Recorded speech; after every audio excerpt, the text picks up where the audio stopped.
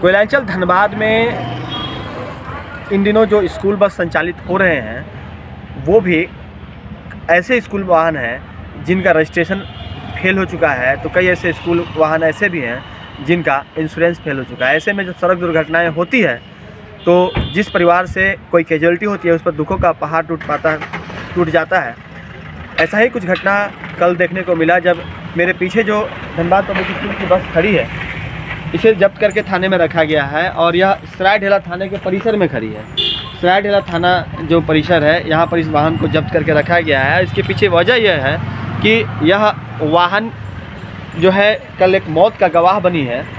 एक स्कूली छात्रा जो कि कोचिंग करके वापस लौट रही थी अपनी स्कूटी से, उसे टक्कर मारा गया इस वाहन के द्वारा। इसमें उस वक्त स्कूली बच्चे सवार थे, शिक्षक सवार थे और जो स्थिति उत्पन्न हुई कि पूरा इलाका जो है सड़क जाम से कराहने लगा।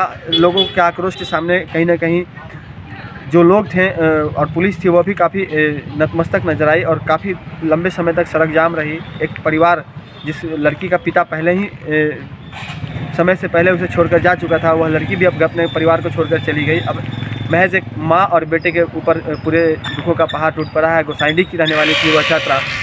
और इस घटना के बाद से अब सवाल उठने लगे हैं कि क्या धनबाद में जिला परिवहन पदाधिकारी समय पर वाहनों की जांच या उसके इंश्योरेंस की जांच नहीं करते? क्या स्कूल में जो बसें चलती हैं वो नियमों को ताक पर रखकर चलाई जा रही है?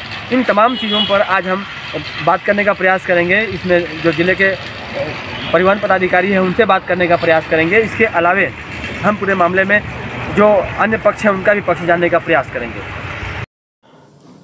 कल शाम में धनबाद पब्लिक स्कूल के बस से एक युवती की टक्कर के बाद मौत हो गई थी और ये बातें भी सामने आई थी कि स्कूल बस का इंश्योरेंस नहीं था।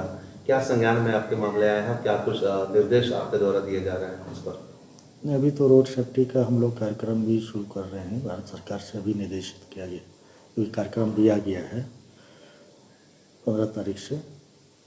और इसी दरमियान जो अभी ये घटना घटी तो बहुत दुखद घटना है और इस टाइप का घटना नहीं होना चाहिए। और दुर्घटना जब कहीं दुर्घटना तो कहीं लिख के नहीं आता है, कहीं पर भी दुर्घटना होती है, लेकिन इसको दुर्घटना को कैसे कम करें इसके लिए हम लोग प्रयास कर रहे हैं। दूसरी चीज़ें हैं कि हम यही संदेश देना चाहेंगे कि जितने भी स्कूल्स के अलावा जितने भी ऑनर्स हैं, कम से कम अपने ड्राइवर्स को ये डायरेक्शन तो कम देना ही चाहिए, समझाना चाहिए कि गाड़ी चलाएं थोड़ा सा संभल के। और ये तो ड्राइवर की बात हुई, लेकिन स्वयं जो गाड़ी रोड पे लेके चल रहे हैं दुपहिया वाहन, उनको भी ये होनी चाहिए कि हम सावधानी से गाड़ी चलाएं। अक्सर देखा जाता है कि दुपहिया वाहन कहीं रॉन्ग साइड से गाड़ी लेके चला आया तो कहीं पर कुछ हो गया, तो इन सब चीज़ों से बचना चाहिए। क्योंकि सावधानी, आपकी सावधानी से आपकी ज़िंदगी बचना है, तो हम अपनी सावधानी को पहले रखें। तो अगर एक दूसरे को हर कोई अपने चीज़ों को और जो एमवी एक्ट का पालन करते हुए जो रूल्स है उसको फॉलो करते हुए, मान लिया जाए हम हेलमेट पहन के चला रहे हैं तो छोटा मोटा दुर्घटना में हम लोग हमारा जान बच जाता है। और सीट बेल्ट लगा के अगर चलते हैं तो इन सब चीज़ों से हम अपनी रक्षा कर सकते हैं, स्वयं कर सकते हैं। तो इसके लिए हम लोग जागरूक भी कर रहे हैं और लोगों से अनुरोध कर रहे हैं कि कम से कम ज़्यादा से ज़्यादा लोगों को जागरूक करें। और इन सब समस्या, ये जो छोटी मोटी जो एक्सीडेंट हो रहा है, दुर्घटना तो कहीं भी हो सकता है, उसको रोकना संभव नहीं है, लेकिन उसको कम किया जा सकता है। कल की दुर्घटना हुई है उसमें स्कूल, जितने भी स्कूल बस चलते हैं तो बहुत जगह पुराने बस चलने की बातें सामने आई है। जिला परिवहन विभाग के द्वारा क्या स्कूल को या स्कूल बस जो चला रहे हैं उन लोगों को किस प्रकार के जारी किए जाएंगे यहाँ से निर्देश? नहीं, स्कूल बस की जो सारी जो गाड़ियाँ स्कूल में चल रही हैं, जो बच्चों को लाने का कार्य कर रहा है, तो उस सब गाड़ियों का एक प्रोविजंस है और उस सुप्रीम कोर्ट का एक डायरेक्शन भी है, उस डायरेक्शन को अनुपालन भी करना है। 15 साल से ज़्यादा की गाड़ियाँ नहीं हो और इस सब का अनुपालन करना है, तो उसका एक डायरेक्शन हम लोग दे रहे हैं। और इस बार जो है, जो हमारा जो रोड सेफ्टी का कार्यक्रम है, जगह जगह सारे स्कूल्स में भी हम लोग टीम भेजेंगे और बच्चों को भी जागरूक करेंगे और वहाँ के प्रिंसिपल्स को भी ये साथ में डायरेक्शन से मारा जाएगा कि इसका अनुपालन आप करना सुनिश्चित करें। MB एक्ट के तहत किस तरह के नियमों का पालन करना जरूरी है और चाहिए लोगों को? देखिए, MB एक्ट सिंपल सा चीज़ें हैं कि आप अपनी हेलमेट पहन के चलिए, सीट बेल्ट लगाइए, आप ड्रिंक एंड ड्राइव मत कीजिए। तो इन सब छोटी छोटी चीज़ें हैं जो आपको अपनी ज़िंदगी बचाना है और दूसरे की भी ज़िंदगी बचाना है। तो अपना सुरक्षित रहिए, दूसरे को भी सुरक्षित रखिए। कई शिकायतें ये भी आते हैं कि वाहन के इंश्योरेंस भी नहीं है, इंश्योरेंस फेल होते हैं बावजूद स्कूल उन लोग का संचालन करवाता है। देखिए, इंश्योरेंस तो कराना चाहिए। इंश्योरेंस स्वयं अपने लिए होता है। अगर इंश्योरेंस कराते हैं तो आप अपने लिए कराते हैं, इंश्योरेंस नहीं कराते तो अपने नुकसान के लिए कराते हैं। तो इंश्योरेंस कराना चाहिए और जो भी है गाड़ी फिटेड हो, पुराना गाड़ी अपडेट हो, क्योंकि छोटे छोटे बच्चे जाते हैं, देश का भविष्य है, उसको ध्यान में रखते हुए गाड़ी कम से कम, तो उसको हम लोग सारे का एक बार ऑडिट भी करा लेंगे और एक बार देख भी लेते हैं क्या पोजीशन। धनबाद पब्लिक स्कूल के स्कूल बस से जो कल बच्ची की मौत हुई थी उसके चपेट में आकर के, उसके बाद परिजन जो हैं अब यहाँ पर स्कूल के सामने आ गए हैं और शव को रखकर लोग प्रदर्शन कर रहे हैं और मांग कर रहे हैं कि स्कूल प्रबंधन जो है वह ऐसे वाहनों को चलाना बंद करे जिन वाहनों में इंश्योरेंस फेल है। इसके अलावा बच्चों की भविष्य से खिलवाड़ करना बंद करें। और थोड़ी देर पहले जब DTO से बात हुई थी हमारी, तो उन्होंने यह भी कहा था कि जितने भी स्कूलों में बसें चलाई जा रही हैं उनकी सिक्योरिटी ऑडिट के साथ साथ वो तमाम तरह की ऑडिट की जाएगी, जिसमें यह पता लगाया जाएगा कि वो नियमों का पालन कर रहे हैं अथवा नहीं कर रहे हैं। फिलहाल जो लोग यहाँ पर मुआवजे की मांग को लेकर बैठे हुए उनसे बात करते हैं।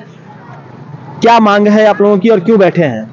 देखिए, जैसे कि आपको जानकारी होगा कि कल धनबाद पब्लिक स्कूल के बस से दुर्घटना होकर एक छात्रा का देहांत हो गया था। छात्रा सिंदरी कॉलेज की छात्रा थी, BBM बलियापुर की छात्रा थी। हुआ क्या है वहाँ पे कि अभी तक परिवार से कोई भी संपर्क नहीं किया स्कूल के द्वारा में। और देखिए, वहाँ पे बस ड्राइवर जो था बस को छोड़ के भाग गया। उन बच्चों की जिम्मेदारी किसकी थी? और जो छात्रा का जो एक्सीडेंट जो हुआ, ड्राइवर ये भी नहीं प्रयास किया अपने स्तर पर कि जाके हॉस्पिटल ले जाए, उनको उनका इलाज करवा दें।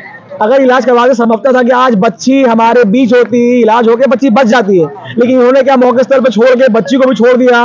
अभी आप लोगों की क्या मांग है? देखिए, हमारी बस एक ही मांग है कि देखिए, बच्ची के पिताजी नहीं है, बच्ची को बड़ा भाई नहीं है, वो एक लौता कमाऊ सदस्य थी घर की, वो अपना घर का लालन पोषण कर रही थी। हमारा एक ही मांग है, उनकी माता जी को नियोजन दिया जाए और उनको अभी आर्थिक संस्कार, अपना अंतिम संस्कार करने के लिए जो भी खर्च है उनको खर्च दिया जाए। और हमारा कोई मांग नहीं है। प्रबंधन से कुछ बात हुई है? प्रबंधन से हमने बात करने का प्रयास किया है तो ये लोग टाल मटोल कर रहे हैं। जब हम लोग बात करने के लिए गए तो मेन गेट बंद कर दिए, बोले कि अंदर से बुलाया जाएगा, उसके बाद आप लोग से बात होगा। तो इन्होंने बात करने साफ मना कर दिया। बच्ची आपकी भतीजी थी? जी, बच्ची आपकी भतीजी थी जी।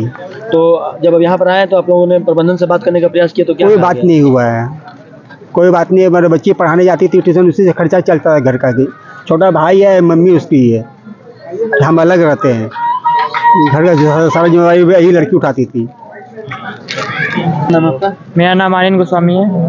तो कल की घटना के बाद क्या इन लोगों की तरफ से आश्वासन मिला था? कल क्या मिला? कुछ भी नहीं मिला, कुछ भी नहीं दिया है। ये लोग का उत्तर कुछ नहीं है। हम लोग गेट पे गए तो हम लोगों के लिए गेट बंद कर दिया, बोला कि आप लोग को बुलाया जाएगा, गेट नहीं खोला जा रहा है यहाँ पे। हम लोग को इतना ही बोले, सुना नहीं जा रहा हम लोग की बात। और यहाँ पे जब मेरे बहन को ठोका गया था तब ये लोग सब छोड़ के चल गए थे और बस ड्राइवर भाग चुका था। बस में बच्चे बैठे थे, वो लोग का भी कोई रिस्क नहीं था, वो लोग भी छोड़ के गए। बस का इंश्योरेंस फेल था। परिवार में वही परिवार में खाली मेरी दीदी कमाने वाली थी और कोई नहीं था। पापा का 2018 में एक्सपायर कर गए थे मेरे पापा। हम मम्मी और दीदी खाली घर में रहते थे। मेरी बड़ी दीदी थी घर में कमाने वाले घर में एक दीदी थी, बड़ी दीदी, बस उसी के द्वारा घर चलता था। पढ़ाई बड़ी हो जाएगी, मेरा पढ़ाई लिखाई सब बंद हो जाएगा। नियोजन। ये स्थिति है इस परिवार की, जहाँ पर एक कमाऊ सदस्य जो कि वह बच्ची थी, पढ़ाई भी करती थी, परिवार भी चलाती थी, उसके पिता का देहांत 2018 में ही हो चुका था। और इस परिस्थिति में जब एक परिवार से उसका सब कुछ छिन जाता है और जब परिवार के लोग अस्पताल प्रबंधन, क्षमा करेंगे, स्कूल प्रबंधन के पास आते हैं मुआवजे के लिए, तो स्कूल का दरवाज़ा बंद कर लिया जाता है और कोई रिस्पांस नहीं मिलता है। तो ऐसे में एक ही रास्ता बच जाता है कि वो सामने बैठ करके यहाँ पर मुआवजे के लिए धरना दे दें, और वही काम यहाँ पर हो रहा है। हालांकि इस तरह की घटनाओं पर रोक लगाने के लिए कई तरह के जो काम हैं वो DTO स्तर पे किए जाने चाहिए थे, जो अब तक नहीं किए गए हैं। उन स्कूलों के बसों का ऑडिट होना चाहिए जिनके स्कूलों के बस जो हैं वो बगैर सिक्योरिटी ऑडिट के, बगैर इंश्योरेंस के, बगैर रजिस्ट्रेशन के या फिर कई अन्य तरह के कागजातों के अभाव में स्कूल बच्चों को बिठा करके, स्कूली बच्चों को बिठा के फर्राटे भरते हैं और जब कोई दुर्घटना होती है तो ये स्थिति उत्पन्न हो जाती है। तो ऐसे में धनबाद के जो जिला परिवहन पदाधिकारी हैं उनको भी और अधिक सजगता के साथ में काम करने की आवश्यकता है। और जो जैसा कि उन्होंने बताया है कि वो पूरे स्कूलों के सिक्योरिटी ऑडिट का और तमाम जो स्कूल बसें हैं उनके तमाम तरह के जांच पड़ताल को वो करवाएंगे, तो यह भी जल्दी करवाना जरूरी होगा। साथ ही परिवार को तभी कुछ राहत मिलेगी जब उन्हें कुछ मुआवजा मिल पाएगा। सहयोगी मुन्ना के साथ राजकुमार जायसवाल, न्यूज़ 22 स्कोप धनबाद। प्रबंधन होश में आओ, होश में आओ, होश में आओ। स्कूल प्रबंधन होश में आओ, होश में आओ, होश में आओ। बसों की लापरवाही बंद करो, बंद करो, बंद करो, बंद करो, बंद करो। इंश्योरेंस फेल बस को बंद करो, बंद करो, बंद करो। स्कूल प्रबंधन होश में आओ, होश में आओ, होश में आओ। स्कूल प्रबंधन होश में आओ, होश में आओ, होश में आओ। बच्चों के भविष्य खिलवाड़ बंद करो, बंद करो, बंद करो। बच्चों के भविष्य खिलवाड़ बंद करो, बंद करो, बंद करो। स्कूल प्रबंधन होश में आओ, होश में आओ, होश में आओ। मृतका के परिवार को इंसाफ देना होगा, देना होगा। घर के लिए ग्रोसरीज की जरूरत हो या चाहिए फल और सब्जी, डेयरी या बेकरी प्रोडक्ट्स चाहिए या beverages, snacks and branded foods चाहिए हो या ब्यूटी प्रोडक्ट्स, अब इनके लिए अलग अलग दुकानों की तलाश हुई खत्म, क्योंकि रांची में खुल गया है केस्टो मार्ट, जो रखे आपका और आपके बजट का ख्याल। हर सामान पर 5% की छूट, होम डिलीवरी की सुविधा भी। आज ही पधारें Kesto mart, one stop solution for every customers requirements. Call 9153989339। IIT JEE NEET aspirants के सपने को पंख देने आ गया है कंप्लीट सॉल्यूशन इंस्टीट्यूट। यहाँ है smart classroom, 1-to-1 doubt clearing session, ask the expert, video solution और भी बहुत कुछ। मतलब हम करेंगे आपको गाइड, बनेंगे आपके mentor. Foundation classes from class 6 onwards for your bright future. Visit complete solution institute.